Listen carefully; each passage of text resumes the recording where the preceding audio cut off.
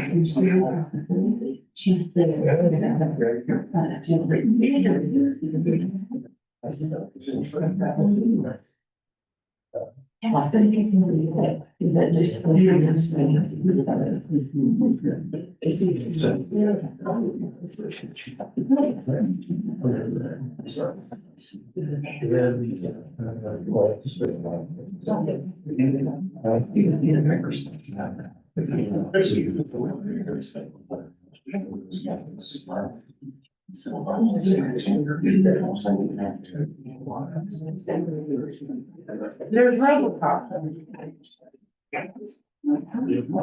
Had some dedication this week. Jeff, did you want to sit down here? Try to use it as an excuse, not a. You just want to sit down. You try to use it very serious.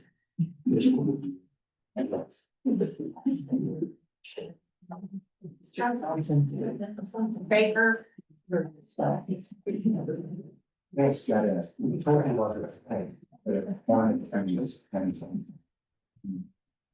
Pushing his rights hard. Is that it? That's the, Better that's than. the answer, that's the public answer. Wish I had a good one.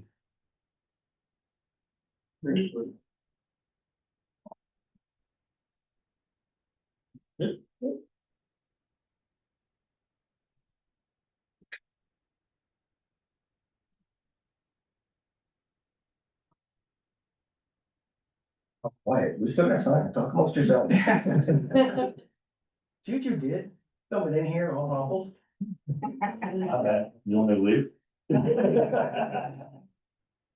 Give information.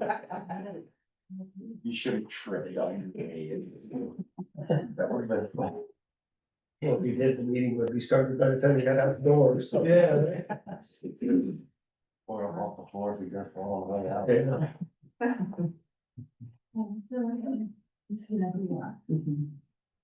can leave early, session, let him know, then the rest of the time. Well, that ain't going down, or you probably out by the time you go to the session started. He looked at that. You know, it's funny, that was us. Second, you got that fee real quick.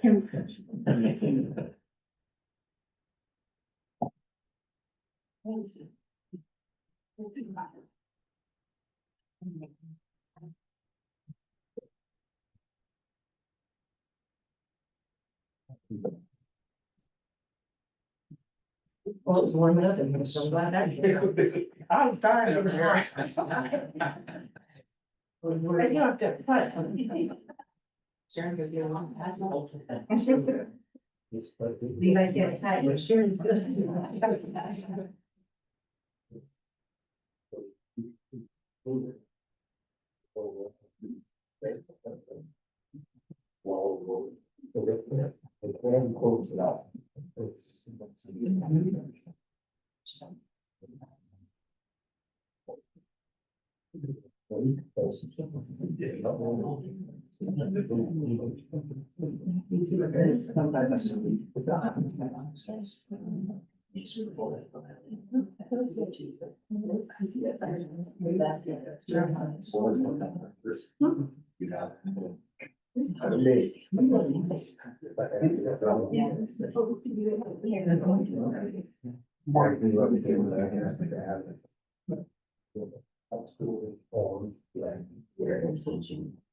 All right. So, I mean, Nancy, do this. I pledge Allegiance to the flag of the United States of America, and to the republic for which it stands, one nation, under God, indivisible, with liberty and justice for all.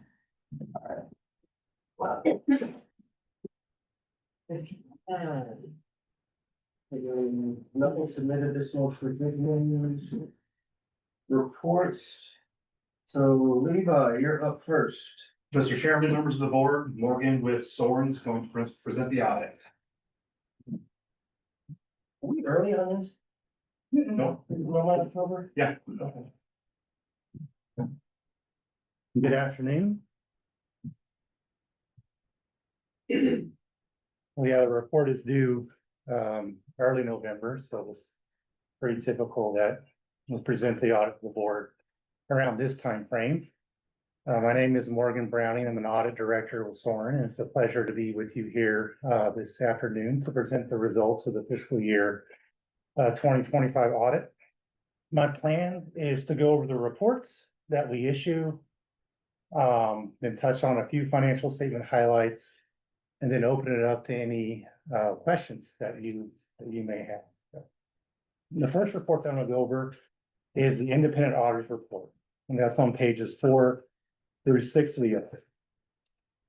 The report discusses management's responsibility to prepare these financial statements, free of material misstatement. It's also management's responsibility to establish internal controls that are sufficient to prevent and detect misstatements in this report. So the key thing there is the auditors are not the internal control. Levi and James and their team have to have an internal control structure in place to prevent and detect misstatements. Our responsibility as auditors is to express an opinion as to whether the financial statements are fairly presented in accordance with generally accepted accounting principles. Also, our responsibility is to perform the audit in accordance with government auditing standards and other state statutes and uniform guidance requirements with respect to federal awards. So the opinion that we're issuing for fiscal year 2025 is an unmodified opinion. It's a clean opinion. It's the highest level of assurance that you can obtain in an audit. The second report that I'm gonna go over is on pages 68 through 69 of the audit. And it's on the report that's required by government auditing standards. There's 2 parts to the report: internal control and compliance. Again, management's responsible for their own internal control. Our responsibility as auditors is to understand your internal controls and also test to ensure that controls are implemented. If during the course of the audit, through our interviews, we detect problems with your internal controls, or if we have a lot of corrections, audit adjustments that are material, and this report will reference findings. So with respect to internal control, we did have one finding to report, and that's on the last page. It has to do with negative leave balances in excess of accrued amounts. We had a couple of instances where we noted leave balances were negative, indicating that leave had been taken in excess of the accrued amounts. So there was something in the system that either the design allowed that to happen, and so that is reported as a finding in internal control. The other part of the report is compliance. As part of testing, doing an audit in conformance with government auditing standards, we're required to test compliance with grants, contracts, laws, and regulations. And if we have non-compliance as a result of those tests, this report would reference findings as well. So for fiscal year 2025, I'm pleased to report that there were no non-compliance findings noted through our testing. The third report that I'm gonna go over is a report on compliance for each major federal awards program. So since the district spends over $1 million in federal awards, they're required to get an additional audit that's solely focused on compliance with your federal award programs. So we don't test all of your federal award programs. We use quantitative and qualitative metrics on a rotation basis. And this year, we focused procedures on the impact aid program. So the objective of this report is to issue an opinion as to whether or not the district complied. So for fiscal year 2025, it's our opinion that the district did comply with the compliance requirements set forth for the impact aid program. We had no instances of non-compliance that we noted. We had no internal control issues noted as it pertained to that program. So those are the reports. Do want to touch on a few financial statement highlights on pages 10 through 11. This is included in the management discussion analysis. It shows your government-wide financial analysis FY 2025 in comparison with 2024. The next page on page 11 shows the revenues expenses for fiscal year 2025 in comparison with FY 24. This has all the funds kind of rolled up, which is not really how you look at your district. You look at it in terms of funds and all that. But in this context, it's important to see your assets in comparative form. The main thing that sticks out to me when I'm looking at this is you had about $16.1 million in additional grants for modernizing school facilities that you received this year. A lot of that was unspent as of the end of the year. So your cash balance and asset balance increased substantially. You could see that on page 11 as well. You had a substantial increase in capital grants because of those additional funds that you'll be spending over time when you modernize and improve your school facilities. So that's sticks out on the capital grant revenue side, and it also sticks out on the asset side. Looking at your general fund on page 22, I'm going to touch on a couple of things. Your expenditures for the general fund were 35.8 million compared to 32.4 million in the prior years. That's a pretty significant increase in the expenditures, I think, due to salary increases and inflation is what was driving the increase in expenditures there. Your overall fund balance decreased $2.7 million. So you made a choice to use more of that fund balance, and it took a pretty sizable chunk out of your fund balance this year. And your revenues in the general fund on page 21, you can see your revenue for 33 million. That is down from 35.2 million. What stands out in the general fund is you had a decrease in state revenue and you had a decrease in impact aid revenue as well. So that's all. There's lots of tables and schedules, notes, disclosures in here, a lot of different ways, lenses to look through in this report. But I wanted to pause at this point in my presentation and take any questions that you have in terms of the audit results or financial statement highlights that you may want me to expand upon a little bit further.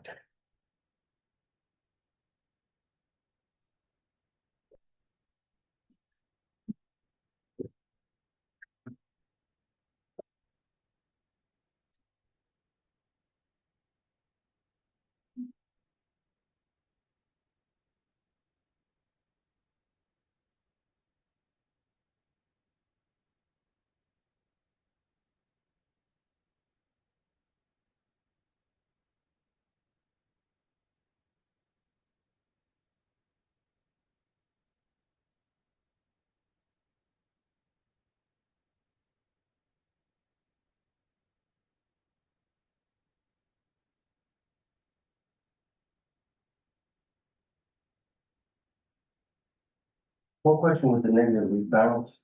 You telling there, was that a single instance with a couple of people, or was that like a pattern that you saw in there with some individuals? It was a couple of people had negative balances, and there's like a relationship between them and everything. And So that would be the pattern, I would say, is the relationship between those people and their relationship to payroll, specifically, is what we saw in terms of the pattern. Levi, you recognize that before we did the audit and showed Yes. them what it was? Yep. Okay, so we actually caught that prior to the audit. And that has been taken care of? Yes, Is that a software issue? To put stop to it, or how do we fix it?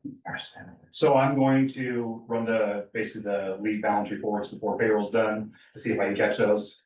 If there's any negative pay balances, then we'll dock the employees' pay. But the issue's been handled between myself and James. Right, is there a way with the software that we can prevent it? I don't think so. I think that's that the way that it's set up, the way it accrues the leave. We've looked into that, but I think with what Levi's gonna do, when he looks at that each month, it'll catch any of that prior to that next month's accrual going into it. I'm just looking at something that maybe there's some way Yeah, that takes some of that off of, Yeah. the extra work off of him and when we even look at this stuff. There's a software fix that is like, hey, it doesn't let you put it in. Yeah. If you're at a balance where you're requesting for 3 days and you only got 2. yeah, I don't think the system has that built into it. So.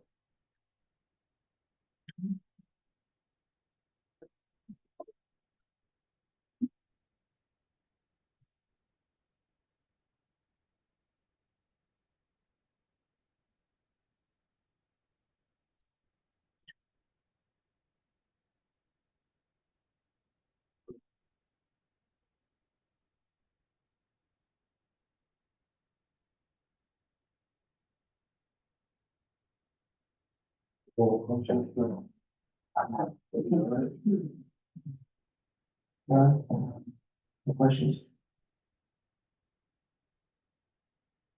What's it like to present?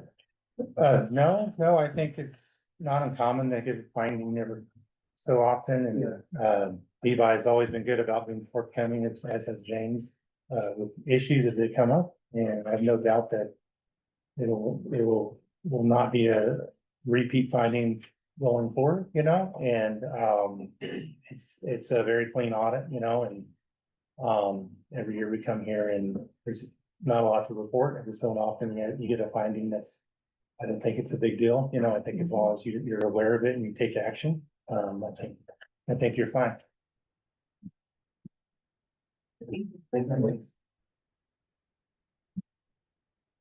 Let's move on to the superintendent report, Mr. Gilbert. Mr. Chairman, members of the board, biggest update, I know Albert sent you in his update, just wanted to let you know that we've met with the architect on the high school windows and expansion of the office area, and so that process is going. I believe they're trying to have that out to bid sometime this winter.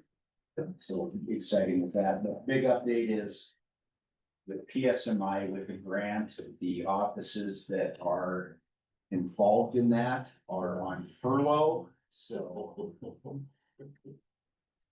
maybe someday we'll have some information on it. Just wanted to share that. As soon as I hear anything from Dodea on that, I'll let you know. We'll proceed from there. Any questions for Mr. Gilbert? No. Board of Trustees public engagement. Moving report. No. The one thing I would say is I had some, what was it? Was it Thursday, Friday last week? Yeah, that's the Save Our Schools thing. Yeah. So I attended the Save Our Schools, presentation and, Mr. Gilbert was one of the panelists and he did a really good job with that. But I did have some public engagement with, people asking how that was working after the event. That was all. Move on to, is there any public input? Approval of the agenda. So this time I'll take a motion to approve the agenda as it's presented. Second. All in favor? Mr. Chairman, you do motion to approve. Fred did the motion, Tony did a second. Thank you. All in favor? Aye. Alright. Okay. Consent agenda. Anybody want anything pulled out of this? Okay, well, take a motion to approve that. And then you approve the consent agenda? All in favor? Aye. Make delegations at this point. Unfinished business. Policy revision, first reading for the name, pronoun, gender, name change. Title policy. Mr. Chairman, members of the board, this is the policy last month that we tabled to add some additional language to. And that's, Sharon's gone ahead and put that in, and most of those subsections that help clarify students that are 18 years old or students that are emancipated from their parents. So hopefully that cleans that up. So I ask for your approval of first reading of the name, pronoun, gender, name change, and title policy.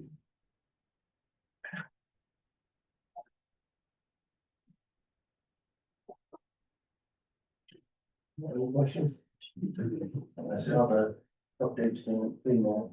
Yeah, so. Well, take a motion to approve that. So. Second. All in favor? Aye. New business, authorization to move activities back to the SIC. Mr. Gilbert. Mr. Chairman, members of the board, I just wanted to bring the discussion to the board on moving our activities back to the Southern Idaho Conference. Tried to get as much input on this from our coaches as we could. I forwarded a statement on from our music director. Sarah is here tonight. She informally got input back from a large portion of our coaches, and the majority of that input is very favorable to the move. I think that I wouldn't even say there are concerns, but the downside of it is the relationships that have been built. Those are some of the things that the coaches would miss, but understanding those are relationships that would also be built with a move back to the Southern Idaho Conference. The driver behind the request is cost savings and time out of class. And then the third issue with this too is transportation just in winter events. So I had Levi run what our transportation cost is for activities. And last year we were at about $110,000. That doesn't account for subs or the additional increase in time that our staff, that coaches are out of the classroom. So with the change in the conference, I think it's fair to say we'll save at least 50% in our transportation. The conference change would have our farthest activity would be at Caldwell High School, where our nearest activity right now is at Jerome High School. And so just looking at the conference, Emmett is no longer, they petitioned down, so they won't be in the Southern Idaho Conference anymore. And so pretty substantial change there. The other thing is, our students, the time they're required to be out of school right now in the Great Basin Conference is pretty significant. You know, if you look at our baseball and softball kids, they're playing double headers during the week that require the kids to leave. 10:30 is not uncommon, and so that's just additional time that they're out of the classroom. And so trying to protect some of that academic time, I think, is very important there as well. And then the third issue is just transportation to winter events. Everybody who's had the going to basketball games going east, it's kind of can be interesting. So I just wanted to bring that back. There is some conversation about if this move is approved, that the possibility of a football team staying in the Great Basin Conference for the next 2 years, because the ADs have already finalized the football schedule. Not sure I buy the schedules finalized. But I also don't think that's too big of an issue. So teams that would be in the Southern Idaho Conference right now, and this is not for all sports, with change in classification and then the petitions that have gone on at the IHSA, you would have Caldwell, Nampa, Columbia, Skyview, Ridgeview, BK, Centennial, and Capital. And then some of the moves that are in there, and one of the things we look at is how competitive would we be in this conference compared to the Great Basin. I think you would see very similar levels of competition. This is not the SIC of 20 years ago. Bishop Kelly's moving both their soccer programs and their swimming program up to 6A. Skyview Volleyball is moving to 6A. Centennial and Ridgeview are moving down to 5A football. Centennial's moving down for girls basketball. Ridgeview girls soccer and softball would move down. Capital boys and girls soccer would move down. And then Nampa, their girls soccer would move down to 4A. So, you know, with those remaining teams that are in there, I think competition wise, our kids would compete very well in those areas. You know, you look at some of the areas that are typically dominated by one school, like BK and soccer, that's pretty common. And with them moving up, I think that creates more equality within that conference, along with Skyview moving up in volleyball. And so you're gonna see more of this now. The old petition process was you had to petition down by school. Now you can petition down by sport. And so for a lot of these programs that are petitioning down, they're programs that have had very little success in the last 3 or 4 years within those individual sports. And so my recommendation is to move conferences for the savings of class time, savings to our budget, and the safety of our kids in transportation. We currently reside in Region 3 for everything that the State Department uses. The only thing we are outside of Region 3 is for our activities. And so our junior high programs still play in the trade. So again, I think most of the input was favorable. I know our coaches are looking forward to less travel time as well. So just wanted to share that and have a discussion on that. Question? Well, the only thing that I've noticed, and I mean, I've been split all over the board on this one, but, is the number of students. I mean, those are still big schools that you talked about, and they can change really quickly Yeah. in their programs, and our school enrollments are not changing quite the same. However, I did go and look at the Great Basin, and there's about a 50-50 split too. There's a lot of them that are knocking on that 6A door. Yeah. So- And Trustee Knox, I think, you know, you try to predict what's gonna happen in the next cycle that's there. And when you look at that, the trend line is you would lose Jerome, Twin, and Canyon Ridge. And so, not saying that those numbers may not go up, but with those enrollments there, especially Jerome continues to just get bigger. Then it changes what that conference looks like as well. And I do think there's something though with how the IHSA is now looking at it by sport, because really I have a hard time when I look at just enrollment numbers and you go, man, they're, got 600 more kids than us. But a good example of it is Nampa High School. Nampa High School has a couple hundred kids that do sports, even though they're way bigger than us. And it's the same kids doing the same sports. And so I think that is a definite change in the last 25 years is the number of kids participating in activities has definitely decreased at all levels. But those great big schools do have the benefit of just more bodies. But I think when you look at Centennial's a good example. If you would have ever thought Centennial was eligible to petition down in football, 25 years ago, that was the team, right? They're not very good now. And so it's a change in demographics in those districts too. And so that's when you look at the Nampa, Caldwell, Ridgeview, Skyview, Columbia, they're serving student populations that I think are similar to us as well. And so there's going to be sports they're going to be great in, just like us.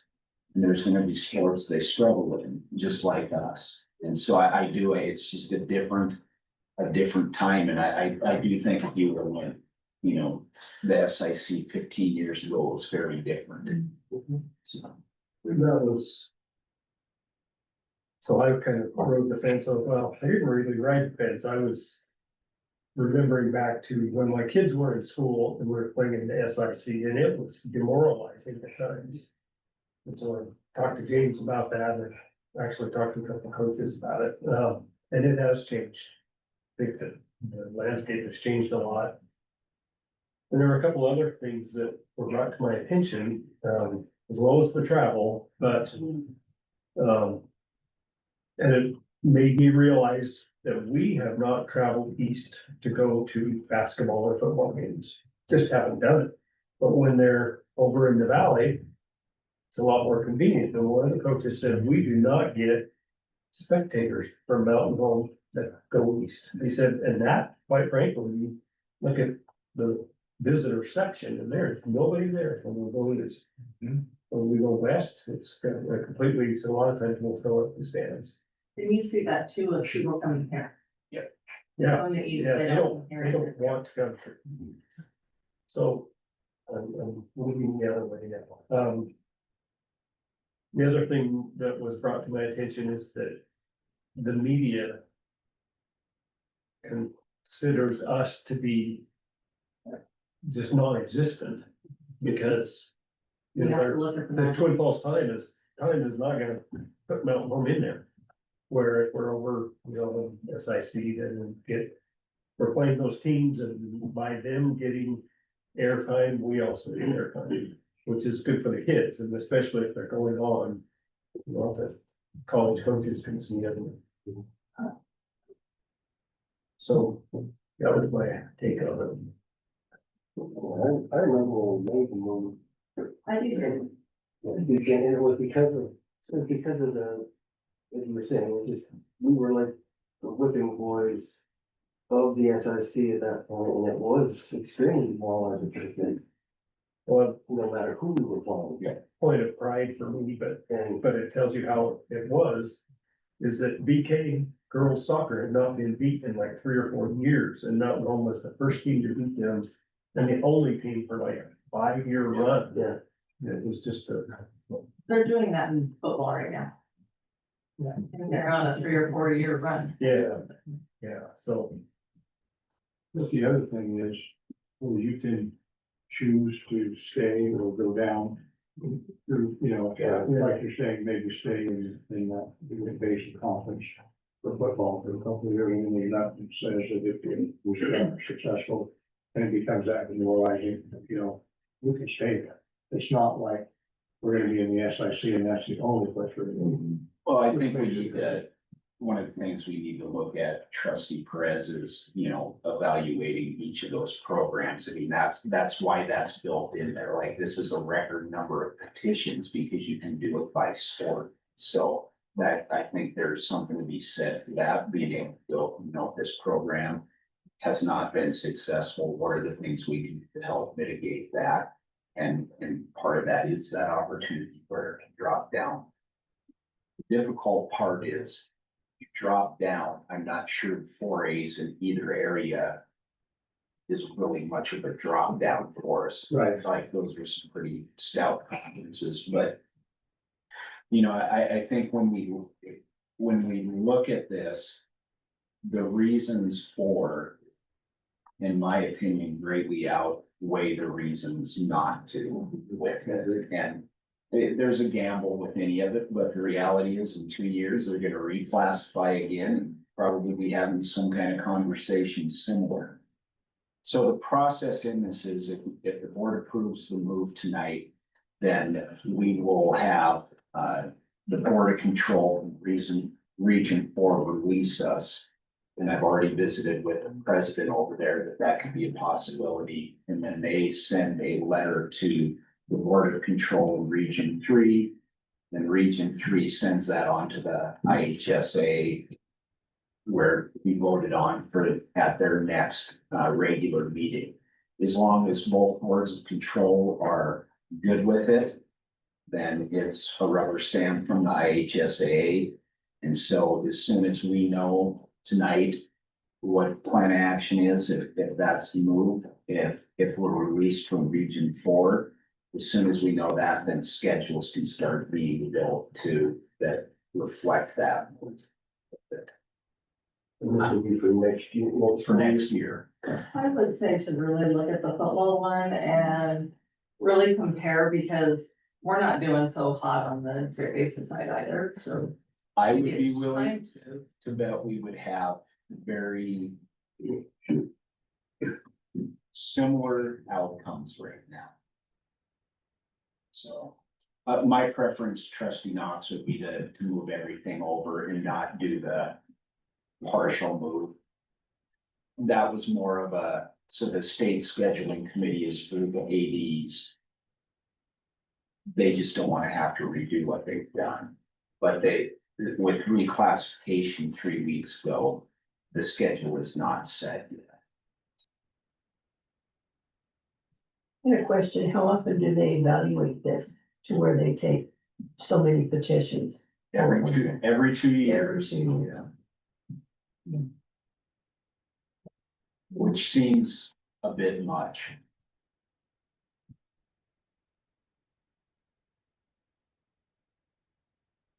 But it might have to be, because the valley's gonna change a lot in the next 2 years, even more than it's changed Yeah.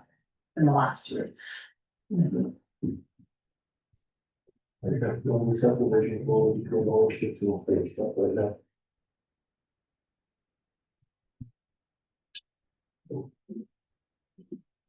Any more questions? Okay, so what do I do? I'll make a motion that we move to the SIC. Second, All in favor? aye. So let it adjourn. Policy replacement to ISBA format. Mr. Gilbert, you want to do these one at a time or all at once?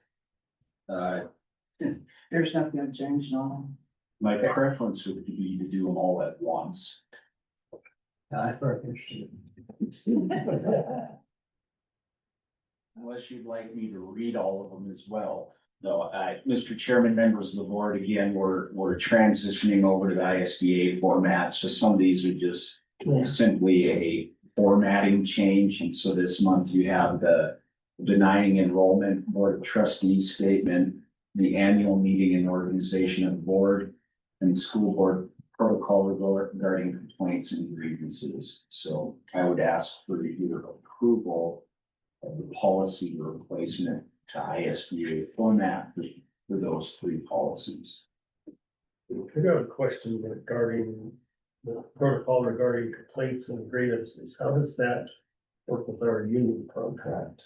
Cause there's verbiage in there as well, correct? It's, there's actually 3 grievance policies. This is kind of like the overall one that tells everybody this is what, you know, needs to be done. But then you have the classified one, which you just did, and the certified one is done during negotiations. Well, if there's conflict between the certified and this policy and this. And all these will. Okay.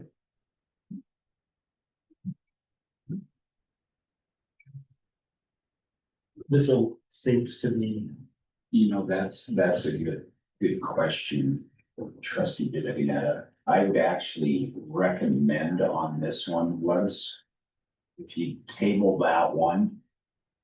Because I think we want to make sure whatever we have in here is aligned with that certified policy. So if we could table it this month.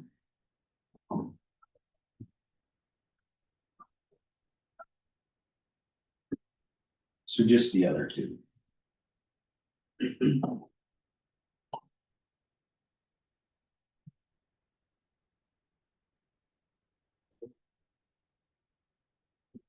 Alright, so I'll take a motion to approve the first two. Unless you guys have questions. I make a motion to approve, the nine enrollment policy and the annual meeting organization board policy. Second. All in favor? So, B3. Take a motion to table that until next meeting. move that we table item E3 on the agenda until the next meeting to clarify that it complies with the Yep. classified employees. You know, conflict between the policy and the master agreement. Second. All in favor? Aye. Policy revision, first reading. Mr. Chairman, members of the board, you have 4 policies this month with revisions in them. First one is the grievance policy classified. The second is the trustee conflict of interest. The third is the open enrollment policy. And the fourth is the school closure, late start cancellations for inclement weather policy.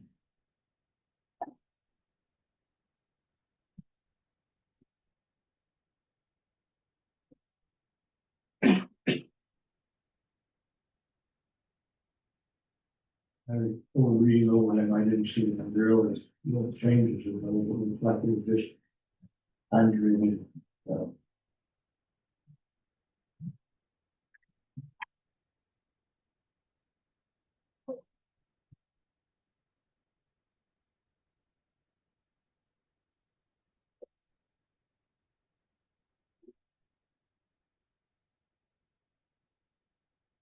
Mr. Chairman, on the classified grievance one, Yes. the boldface changes is just language that came from the ISBA that I included in our policy.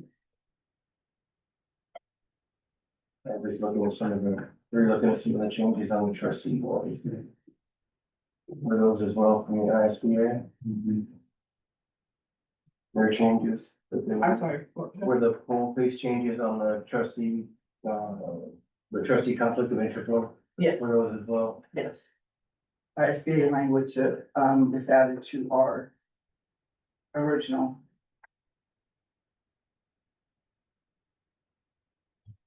I do have a question on the back part.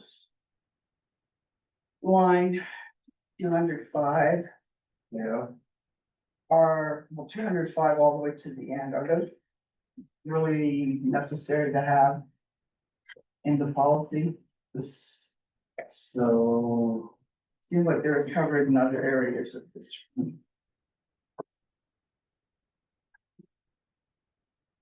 is item 12 that's listed on the coverage of that areas.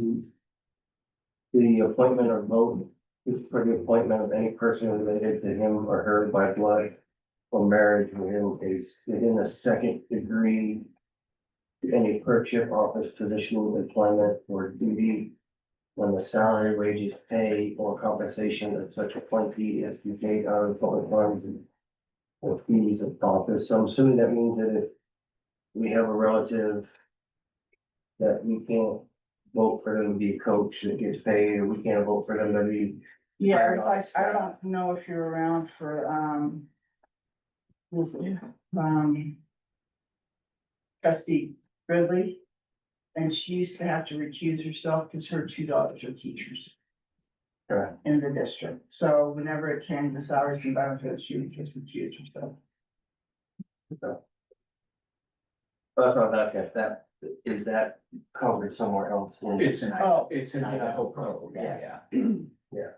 I think that when I read that, they're just basically taking that Idaho code and making it Correct. more understandable, I guess I'd say.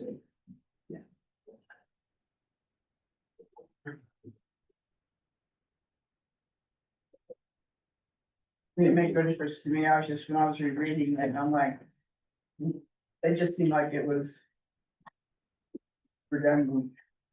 So it is, because it's in Idaho code and other places, but I think for somebody that comes on, that's new in position, so like, when Tristan Bannigan was appointed, it's easier for him to look at a policy that has this. And we find through Idaho codes to get spun up on things. So, Good points.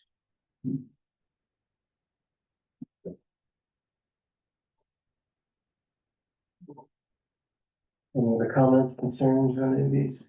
No. Questions? Yes, yeah, not gonna take a motion to approve them. Move that we approve policy revisions listed under C, and there's 1, 2, 3, and 4.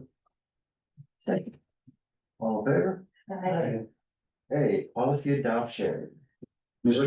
First and only reading, Mr. Gilbert. Mr. Chairman, members of the board, this is a required policy, thanks to last year's legislative session. So it's a first and only reading. It is the Health, Sex Education, and Human Sexuality Policy 2320.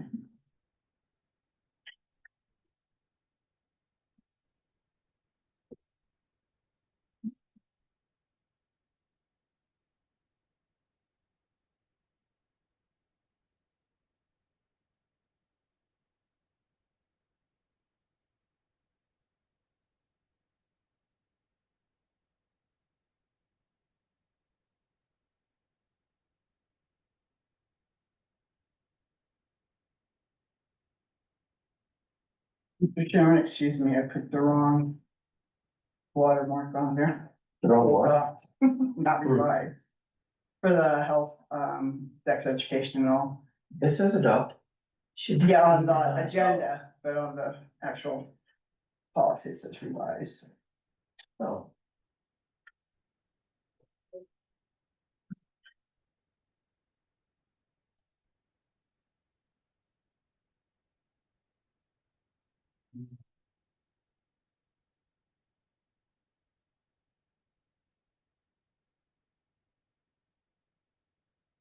Well, it's like on the policy, it says we just adopted this last month. Cause on mine says, have lots and lots of policies to do, forgot to remove those dates. Oops. That's pretty quick for a revision.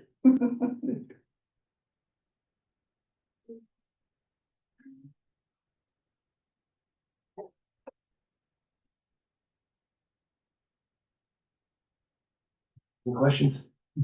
No.